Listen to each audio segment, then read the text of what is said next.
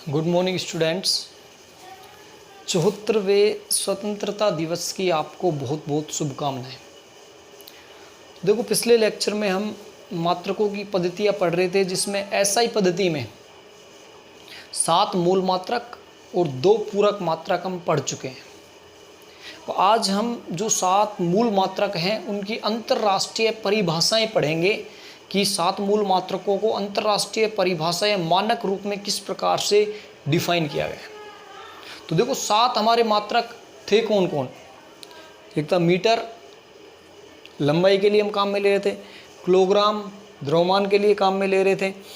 इसके अलावा सेकंड, समय के लिए काम में ले रहे थे। ये तीनों मात्रक जो हम यांत्रिकी में पढ़ते हैं। इसके अलावा तापमान, केल्विन काम में लिया था हमने। पदार्थ की मात्रा थी, मोल के लिए काम में लिया था। विद्युत धारा, एम्पियर मात्रक था। और एक ज्योति तीव्रता, प्रदीपन तीव्रता, कैंडेला। इन 7 मूल मात्रकों की डेफिनेशंस और 2 पूरक मात्रक, रेडियन और स्टेरेडियन, इन सब की परिभाषाएं आज हम पढ़ने वाले हैं।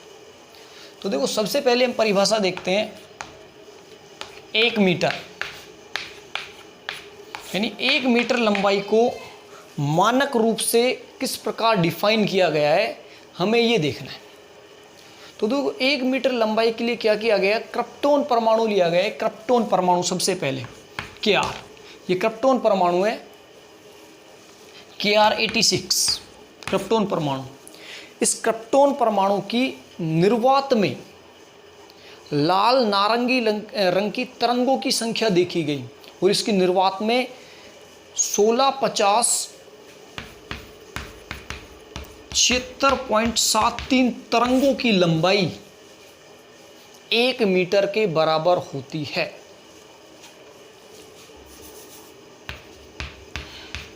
यानी इकाई, दहाई, सैकड़ों, हजार, 10,000, लाख, 10 लाख, 16,50,763.73 तरंगों की लंबाई 1 मीटर के बराबर होती है।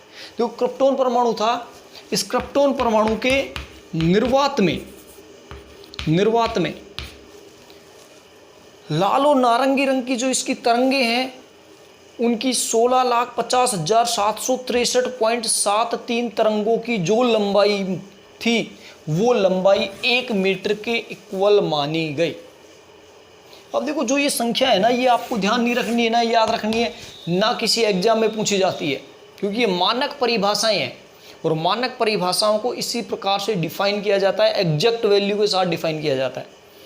तो आपको केवल ध्यान में रखना है कि क्रिप्टॉन परमाणु था, उसकी निर्वात में लाल और नारंगी रंग की जो तरंगे हैं, उनकी संख्या है 16,50,763.73।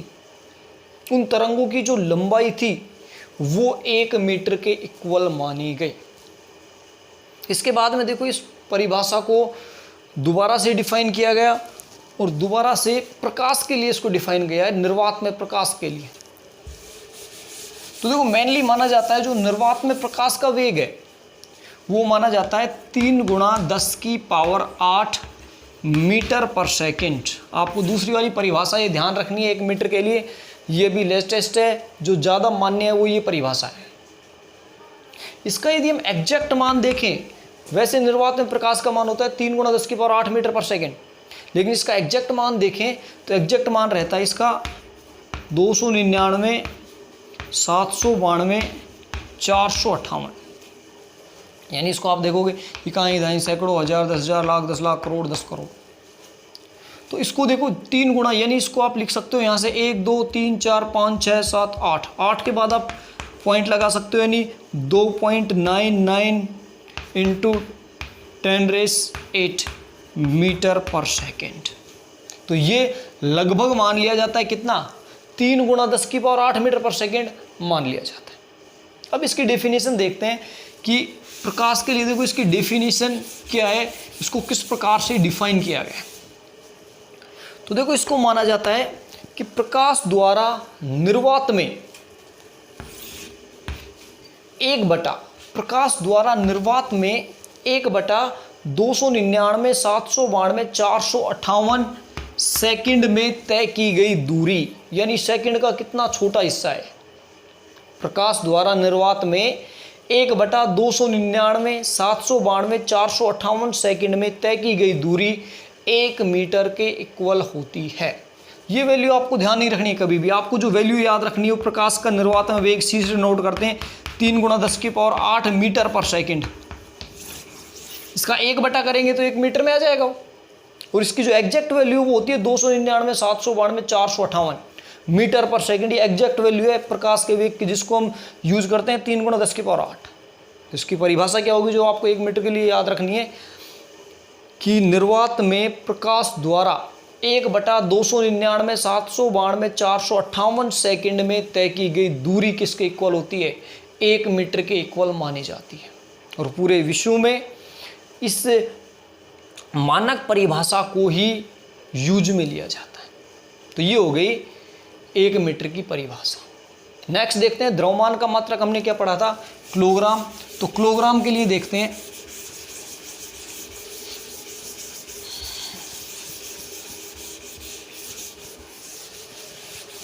1 किलोग्राम। 1 किलोग्राम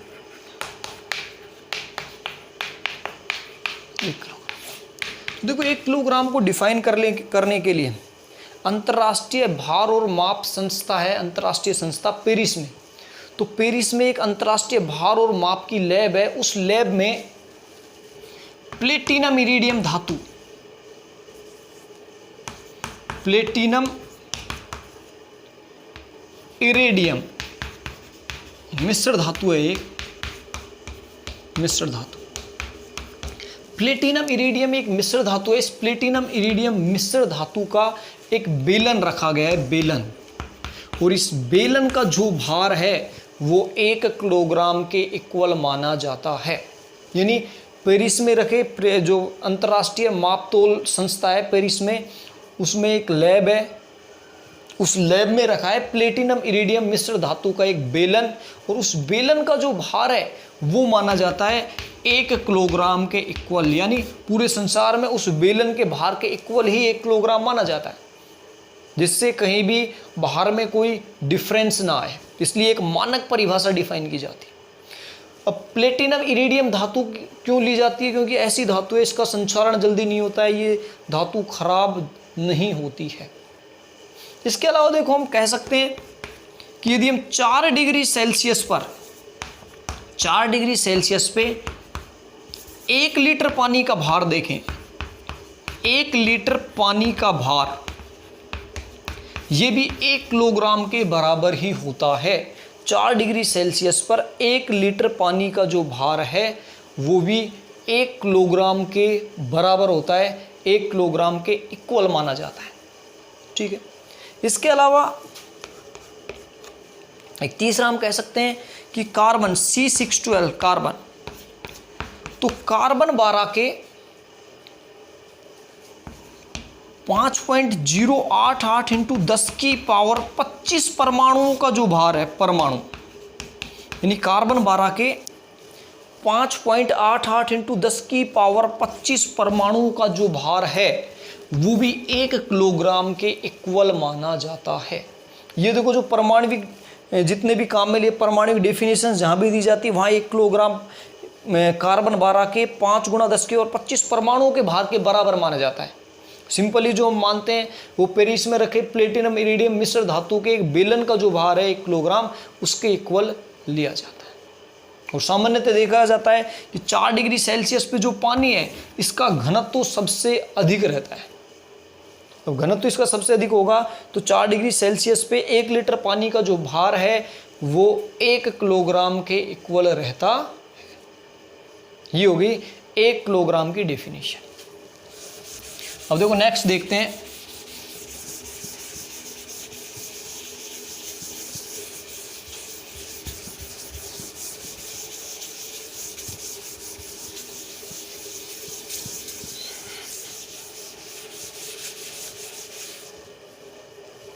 तीसरी आती है हमारी 1 सेकंड समय का था 1 सेकंड। तो देखो 1 सेकंड को डिफाइन करने के लिए क्या किया गया? सीजियम 133 परमाणु है, CS 133 सीजियम का समस्थानिक है सीजियम 133 परमाणु। इस सीजियम 133 परमाणु द्वारा निर्वात में 91, 92, 63, 17, 70 बार कंपन करने में लगा समय अंतराल। यानी ये देखो एक संख्या है, मोबाइल नंबर की तरह हम इसको ध्यान रख सकते हैं कि एक सीजियम का परमाणु है, ये निर्वात में जब इतनी बार कंपन करता है, कंपन करने में लगा समय, तो एक सेकंड क्या होगा, सीजियम 133 परमाणु है, इस सीजियम 133 परमाणु द्वारा निर्वात में इकाई, दहाई, सैकड़ों, हजार, 10,000, लाख, 10 लाख, करोड़, 10 करोड़, अरब, 9 अरब, 19 करोड़, 26 लाख, 31,770 बार कंपन करने में लगा समय क्या कहलाता है, 1 सेकंड के इक्वल माना जाता है। ये संख्या आपको ध्यान नहीं रखनी है कभी भी, ये मानक परिभाषा है, मानक डेफिनेशंस है, कभी भी किसी भी एग्जाम में ये नंबर्स नहीं पूछे जाते। ये केवल हमें नॉलेज के लिए है कि 1 सेकंड को डिफाइन किस प्रकार किया गया कि सीजियम 133 का परमाणु है, वो इतने बार कंपन जब करता है तो वो समय अंतराल 1 सेकंड, यानी हम इसका विपरीत कह सकते हैं कि 1 सेकंड में वो परमाणु इतने बार कंपन करता है, 9 अरब 19 करोड़ 26 लाख 31,770 बार कंपन करता है सीजियम 133 का परमाणु 1 सेकंड में। तो ये हम डिफाइन कर चुके हैं 1 सेकंड को। अब देखो जो परमाणु की मात्रा क्या हमारे परमाणु, जितने भी परमाणविक रूप से हम मापते हैं, परमाणु जो घड़ियां रहती है, परमाणु घड़ियां, वो इसी मेथड पे काम करती है। और जो ये मेथड है ये बिल्कुल यथार्थ है, यथार्थ एग्जैक्ट मान बताता है, यथार्थ मान है। और ये देखा जाता है कि लगभग 5,000 वर्षों में भी, 5,000 वर्षों में केवल इसमें 1 सेकंड की त्रुटि आती है। यानी जो परमाणु घड़ियां बनाई जाती है, परमाणु घड़ियां, वो इसी सिद्धांत से बनाई जाती है, सीजियम परमाणु की सहायता से। और उन परमाणु घड़ियां इतनी ज़्यादा यथार्थ रहती है कि 5,000 वर्षों में लगभग उनमें 1 सेकंड का ही समय अंतराल यानी डिफरेंस आता है, समय इतना एग्जैक्ट मान बताता है। ये हमारी डेफिनेशन होगी 1 सेकंड की। नेक्स्ट देखते हैं,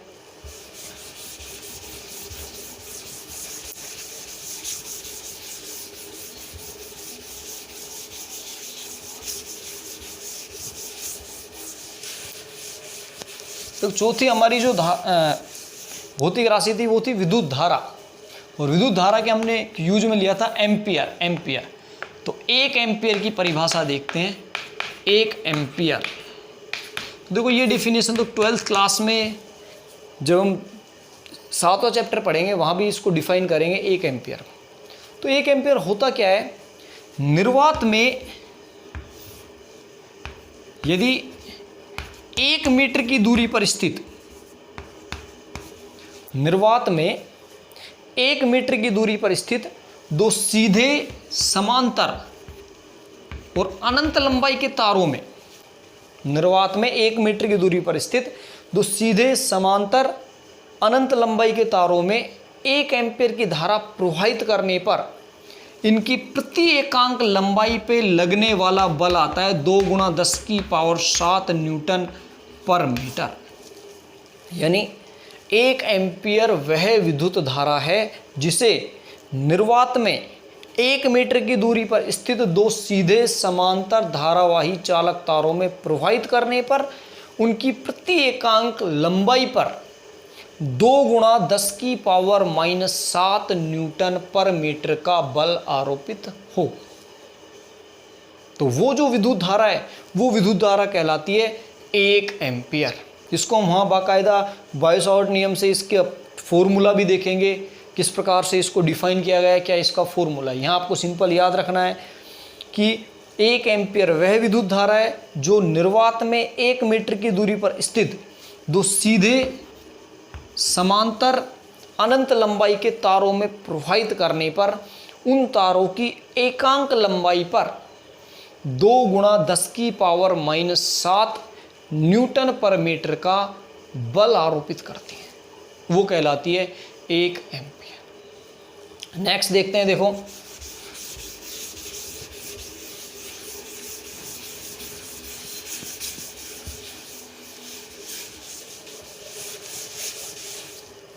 नेक्स्ट आता है 1 केल्विन।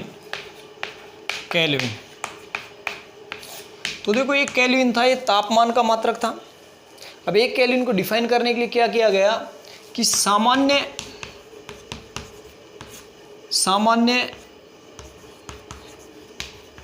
वायुमंडलीय दाब पर सामान्य वायुमंडलीय दाब होता है 1 atm। सामान्य वायुमंडलीय दाब 1 atm।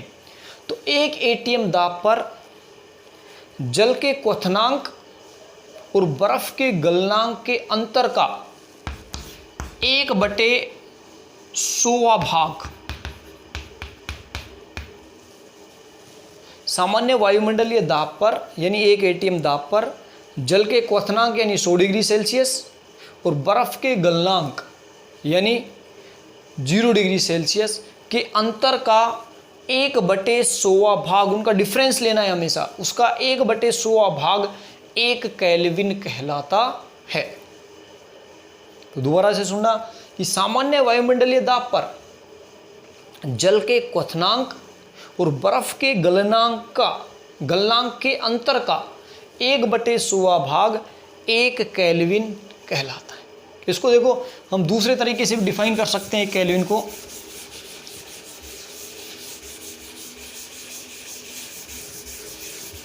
देखो जल का त्रिक बिंदु रहता है, त्रिक बिंदु, जल का त्रिक बिंदु, और जल के त्रिक बिंदु का मतलब होता है 273.16 केल्विन। त्रिक बिंदु मतलब जहां जल की ठोस अवस्था, द्रव अवस्था और उष्मा अवस्था यानी बर्फ, जल और उष्मा तीनों एक ही जगह पे विद्यमान रहती है, वो कहलाता है जल का त्रिक बिंदु, और वो टेम्परेचर रहता है 273.16 केल्विन।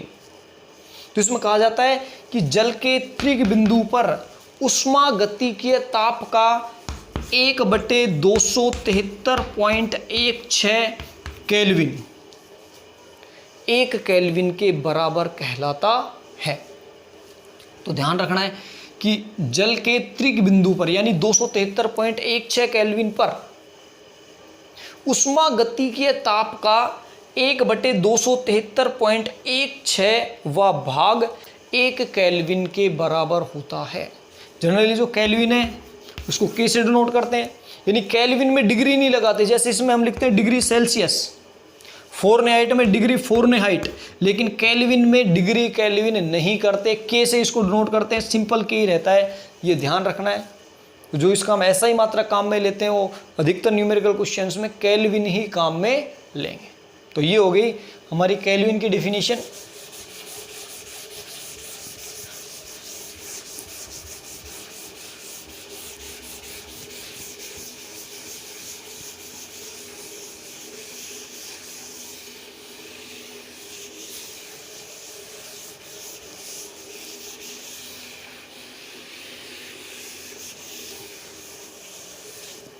देखो नेक्स्ट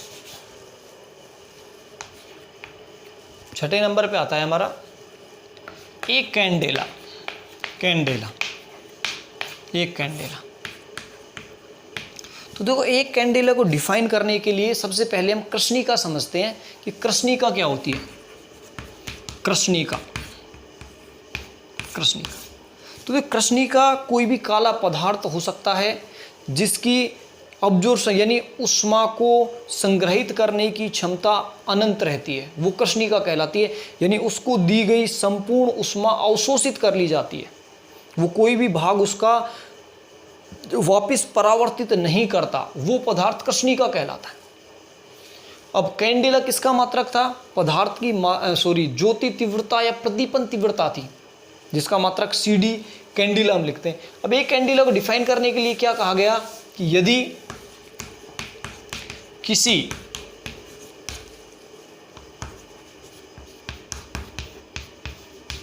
कृष्णिका का ताप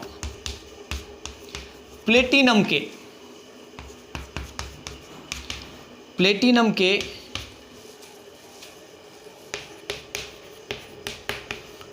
गलनांक के बराबर तथा दाब 101 325 न्यूटन पर मीटर हो। यानी इसमें देखो दो चीजें डिफाइन, यदि किसी कृष्णिका का ताप हमें लेना है प्लेटिनम के गलनांक के बराबर, उसका फिक्स कर दिया टेम्परेचर इतना होना चाहिए, और उसका दाब है वो 101 300 यानी इकाई दहाई सैकड़ों हजार 10,000 लाख 1,13,25 न्यूटन पर मीटर, ये फिक्स कर दिया गया। और ये जितनी भी राशि आ रही है आपको एक भी ध्यान नहीं रखनी है, ये मानक परिभाषाओं को डिफाइन करने के लिए काम में ली जा रही है। 101 325 न्यूटन पर मीटर। तो इस स्थिति में उस कृष्णिका के तल के लंबवत 1/6,60,000 सॉरी 1/60,000 मीटर स्क्वायर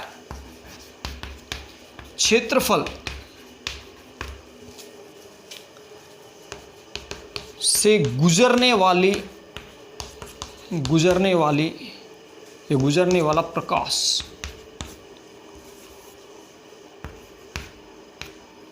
एक कैंडेला कहलाता है। यानी इसमें 3 मान आ रहे हैं कि हमें एक ऐसी कृष्णिका लेनी है जिसका ताप है वो प्लेटिनम के गलनांक के बराबर, और जो दाब है वो 101 325 न्यूटन मीटर होना चाहिए। इस कंडीशन में उस कृष्णिका के तल के लंबवत, यानी वो कृष्णिका उसके तल के लंबवत उसका कितना भाग लेना, 1/60,000 मीटर स्क्वायर क्षेत्रफल से जो प्रकाश गुजरेगा, यानी जो प्रकाश की रोशनी होगी वो एक कैंडेला के इक्वल होगी। तो इंटेंसिटी की तीव्रता को बताना है, यानी इतने से भाग से प्रकाश की रोशनी आगे जा रही है तो वो एक कैंडेला होगी। अब उसकी कंडीशन क्या है, जो कृष्णिका है जिससे प्रकाश जा रहा है उसका तापमान प्लेटिनम के बराबर, जो प्रेशर दाब रखना है वो 101 325 न्यूटन मीटर स्क्वायर, और इसके बाद भी उसके कितने से भाग से उष्माय प्रकाश जाना चाहिए, कह सकते हैं 1/60,000 मीटर स्क्वायर क्षेत्रफल से जो प्रकाश जाएगा वो एक कैंडेला के बराबर कहलाएगा।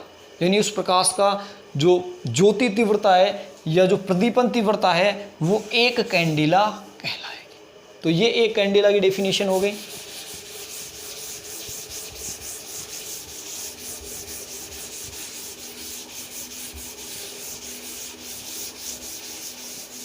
और हम लास्ट देखते हैं जो 7वां हमारा मूल मात्रक था, पदार्थ की मात्रा यानी मोल, 1 मोल। तो मोल की परिभाषा आप केमिस्ट्री में भी पढ़ोगे, यहाँ भी हम पढ़ लेते हैं। तो वो मोल को डिफाइन करने के लिए C612 या इसको कहें कार्बन 12, तो कार्बन 12 के 12 ग्राम या फिर हम बोलें 0.012 किलोग्राम, कार्बन 12 के 12 ग्राम या 0.012 किलोग्राम में उपस्थित परमाणुओं की संख्या 1 मोल के बराबर होती है। यानी 1 मोल वह राशि है या 1 मोल में परमाणुओं की संख्या उतनी होती है जितनी कार्बन 12 के 12 ग्राम में परमाणुओं की संख्या होती है। तो 1 मोल में अवयवों की संख्या कार्बन 12 के 12 ग्राम में उपस्थित परमाणुओं की संख्या के बराबर होती है, और उस संख्या को क्या कहा जाता है, 1 मोल। वो अब डिटेल में कितनी होती है वो आप केमिस्ट्री की क्लास में पढ़ोगे। तो ये सारी चीज़ें हमने देख लिए, इनकी मानक परिभाषाएं हैं। इन परिभाषाओं में दोबारा से बता रहा हूँ, जितने भी ये मान आ रहे हैं ये आपको ध्यान नहीं रखने हैं, रटने नहीं है। जो काम के हैं, जैसे 1 एम्पियर है वो हम 12th क्लास में उसको तरीके से डिटेल में पढ़ेंगे, ठीक है। इसके बाद हमारे 2 पूरक मात्रक थे।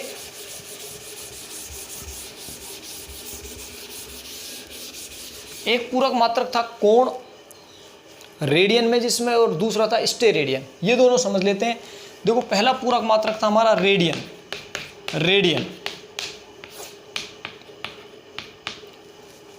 तो आप एक रेडियन को किस प्रकार डिफाइन करोगे। देखो एक रेडियन होता है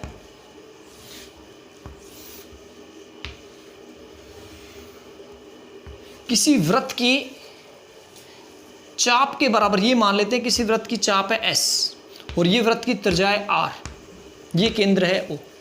तो किसी वृत्त की त्रिज्या के बराबर चाप द्वारा उस वृत्त के केंद्र पे जो कोण बनेगा उसे कहेंगे 1 रेडियन। यानी किसी वृत्त की त्रिज्या के बराबर चाप द्वारा उस वृत्त के केंद्र पे बनने वाला कोण 1 रेडियन कहलाता है, 1 आरएडी रेडियन। तो इसको देखो यहां कह सकते हैं हम एस अपॉन आर। यदि एस बराबर त्रिज्या को, चाप को त्रिज्या के बराबर ले लें तो 1 रेडियन आर बटे आर, यानी ये जो वैल्यू आएगी वो किसके बराबर आ जाएगी, 1 रेडियन के बराबर। तो 1 रेडियन की डेफिनेशन आपको ध्यान रखनी है, किसी वृत्त की त्रिज्या के चाप के बराबर, त्रिज्या के बराबर चाप द्वारा वृत्त के केंद्र पे जो कोण बनाया जाएगा वो कहलाएगा 1 रेडियन। इसकी वैल्यू देखें हम 1 रेडियन की, तो जो 1 रेडियन है इसको लिखते हैं 180 बटे पाई, और पाई का मान 3.14 या 22/7 आप रखोगे तो ये आता है 57.3 डिग्री। ये 1 रेडियन का मान काम में लेते हैं 57.3 डिग्री। 180 बटे पाई करोगे, पाई की वैल्यू रखोगे 3.14 या 22/7, तो वहाँ से वैल्यू निकल के आएगी 57.3 डिग्री। ये 1 रेडियन का मान होता है। तो ये होगी 1 रेडियन। दूसरा जो हमारा पूरक मात्रक था वो था ठोस कोण, और उसकी जो हमने इकाई काम में ली थी वो ली थी स्टेरेडियन। तो नेक्स्ट हम देखते हैं स्टेरेडियन। Steradian SR। तो देखो स्टेरेडियन था ठोस कोण के लिए, ठोस कोण। अब कोण और ठोस कोण में अंतर क्या रहता है, कोण किसी भी चाप द्वारा बनाया जाता है और जो ठोस कोण है वो किसी भी क्षेत्रफल द्वारा गोले के केंद्र पे बनाया जाएगा। तो यहां पे होगा गोले के केंद्र पर, गोले के केंद्र पर उसकी त्रिज्या के बराबर क्षेत्रफल द्वारा अंतरित कोण कहलाएगा स्टेरेडियन। यानी किसी गोले की त्रिज्या के बराबर वर्ग क्षेत्रफल द्वारा गोले के केंद्र पर बनाया गया कोण एक स्टेरेडियन कहलाता है। तो गोले की त्रिज्या के बराबर वर्ग क्षेत्रफल लेना है। तो इसको हम डायग्राम समझ सकते हैं।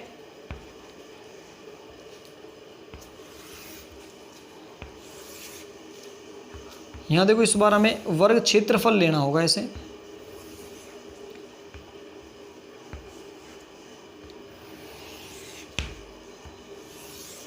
ये क्षेत्रफल है, इसको एरिया ए ले लेते हैं। ये त्रिज्या आर, ये त्रिज्या आर, और यहाँ इसको ओमेगा से डिनोट करेंगे हम ठोस कोण को। ठोस कोण है ये ओमेगा, ठोस कोण, ठोस कोण। तो देखो ठोस कोण की यदि हम डेफिनेशन की बात करें तो ठोस कोण ओमेगा बराबर होगा, ठोस कोण बराबर क्षेत्रफल, क्षेत्रफल अपॉन त्रिज्या का स्क्वायर, आर स्क्वायर। क्षेत्रफल यहां पे ए ले रहे हैं और त्रिज्या ले रहे हैं आर, तो आर स्क्वायर।